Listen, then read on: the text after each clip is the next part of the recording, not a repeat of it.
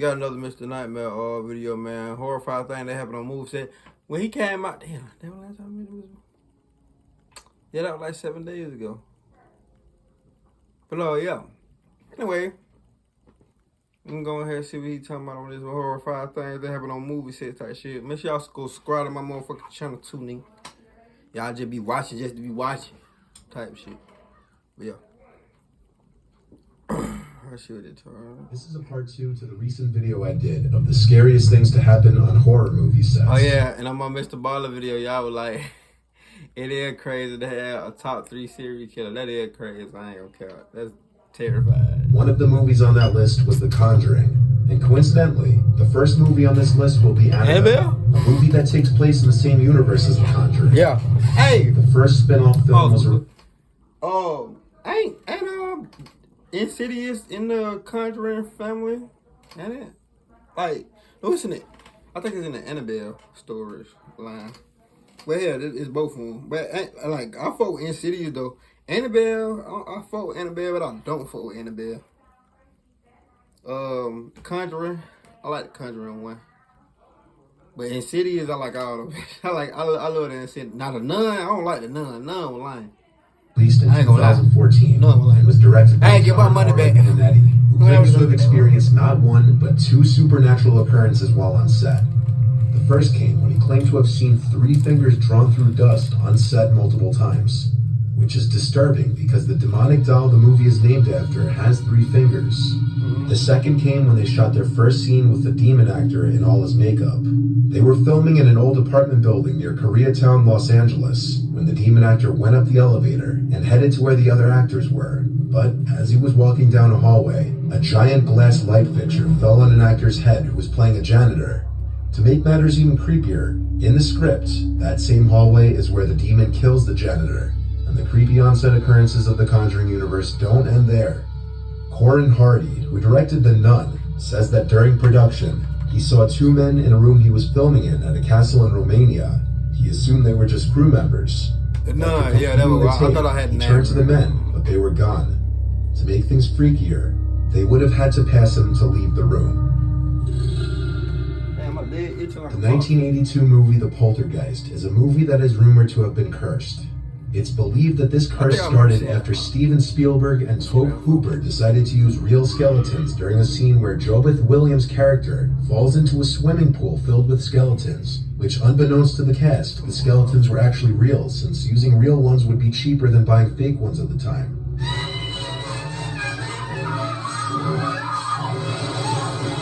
So they use real bones from dead bodies? Alright, buddy.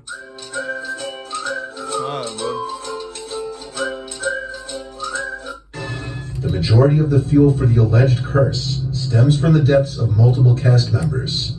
In total, 4 cast members died during and soon after the filming of the series. Carol Ann Freeling, the young protagonist of the trilogy, was played by Heather O'Rourke, and she was only 6 years old when the first Poltergeist film was released.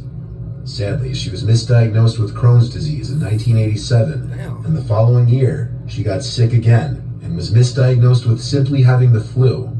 But one day later, she collapsed and suffered a cardiac arrest. She died that day during an operation to correct a bowel obstruction. Dominique Dunn, who played the original older sister Dana Freeling, met an equally tragic and unforeseen fate. In November of 1982, Dominique's ex, John Sweeney, who she had recently cut ties with, showed up at her house pleading for her to take him back. When she refused, he grabbed her neck and choked her until she was unconscious, leaving her to die in her driveway. There's been a lot of that going on. Like, fellas, if a female said they don't want you, leave them alone, bro. Find somebody else. For you. Pussy ain't never been that good. I'm trying to tell you. Showed up at her house pleading for her to take him back. When she refused, he grabbed her neck and choked her until she was unconscious, leaving her to die in her driveway. Sweeney was sentenced to a horrendously lenient 6.5 years in prison, but was released after only 3 years and 7 months. Julian Beck played the evil preacher Cain. Sweeney was sentenced to a horrendously lenient 6.5 years in prison, but was released after only 3 years and 7 months. Julian Beck played the evil preacher Cain from Poltergeist 2. In 1983, Julian had been diagnosed I've seen with stomach Poltergeist, cancer, too. I ain't never which seen took his life Poltergeist soon 1. after he finished work on the second installment of the series.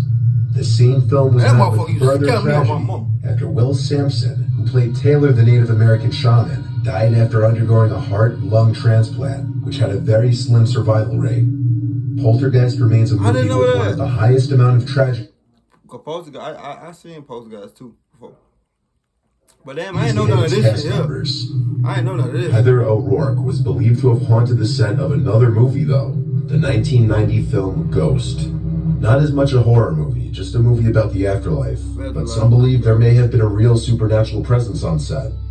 The movie involved Paramount Studios' Stage 19, where the sitcom Happy Days was filmed, a sitcom that Heather starred in 12 episodes for. Workers from the stage have experienced inexplicable power outages and have heard laughter late at night, laughter reminiscent of Heather. One night shift security guard who worked Stage 19 told about the paranormal activities that go on at the studio. The security guard claimed that almost every night he would hear running and laughing on the catwalk above the set, which is where Heather liked to play when she was on the set for Happy Days. The security guard also told that sometimes workers would see the little girl playing on the stage. I ain't gonna hold you. Mr. Nightmare been dropping them bitches. I had to throw that out there. When Mr. asked what Nightmare they been do when dropping they them see bitches. her, I ain't the gonna hear security that. guard replied that they usually just tell her to leave and she runs off. My bad. On the set of Ghost. Mind you, I've been fucking with Mr. Nightmare before I was fucking with Mr. Ballin. Both of them tell really great stories. I wish they would do a collab on their podcast. I don't care how long it is. I'm gonna react to it. But anyway, yeah, man, I've been watching I've been watching Mr. Nightmare for about 4-5 years now. Honestly, I've been watching Mr. Nightmare for about 4-5 years, and lately he been coming out with them bangers. Was no different, as multiple crew members have claimed to hear the young girl running around in the catwalks above the stage and laughing. No DR. The Exorcist is undeniably one of the most well-known horror movies of all time, having become a household name. But lesser known is the fact that it's also notorious for having a supposedly haunted set. One of the eeriest examples is that the set of the McNeil's house caught fire. The Exorcist was faced with multiple production delays, but the first was by far the worst. The set for Regan's family home burned down in 1972 after a bird flew into the circuit box. The only part of the set that survived was the bedroom where the exorcisms would take place, with the chances of that being very slim. This set production of the movie back significantly, and led to shooting taking over a year. After the incident, a real priest was called in to bless the set. During filming, Ellen Burstyn, who played the mother, Chris McNeil, suffered a spinal injury while being hoisted around on a harness. She claims to have been screaming to turn the cameras off and to stop pulling her, which was all dismissed or ignored.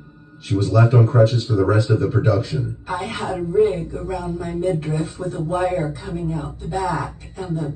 Goddamn, Hollywood, y'all just gonna keep the shit rolling, huh? Is that the... Man, I would have sued them every way but left. Oh my God.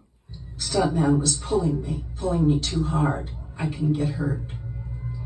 And Billy said, well, it has to look real. I said, I understand, but I'm telling you, I could get hurt. That's The a stuntman dresser? was standing there listening. I remember to that this, scene, though. Billy said to him, okay, don't pull her so hard. But as I turned away, I felt them exchange a look.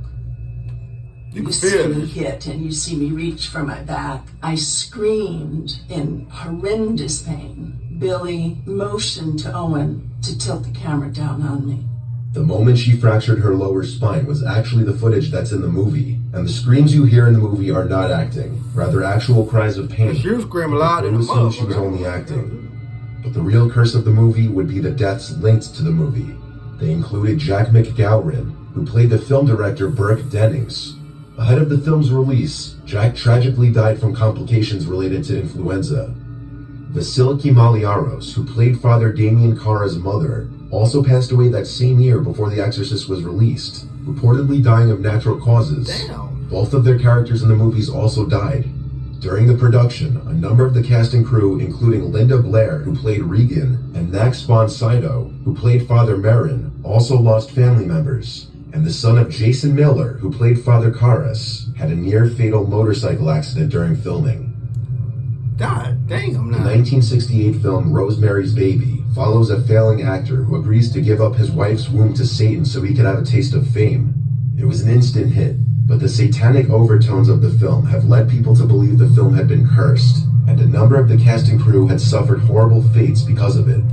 To start, the composer for the soundtrack of the movie, Krzysztof Komeda, died in 1969 after falling off a rocky slope at a party. He had entered a coma for 4 months until passing away.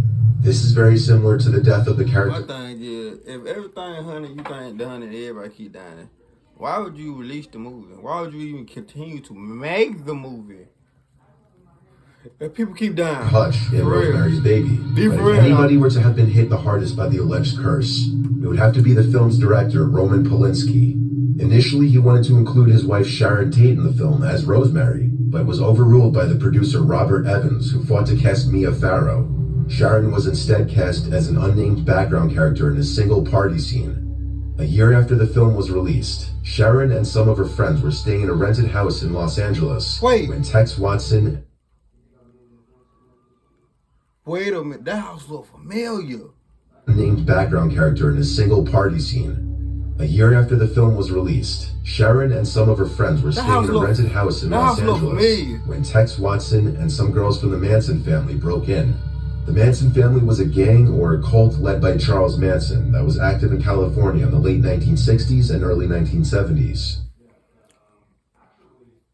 I just set my ass up and said that house look familiar. I wouldn't have thought about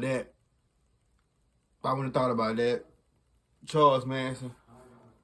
Back what I was saying about serial killers, you know what I'm saying? He I don't know. Charles Manson was racist though.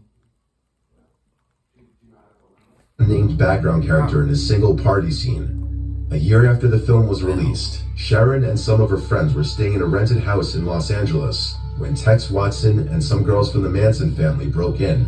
The Manson family was a gang or a cult led by Charles Manson that was active in California in the late 1960s and early 1970s.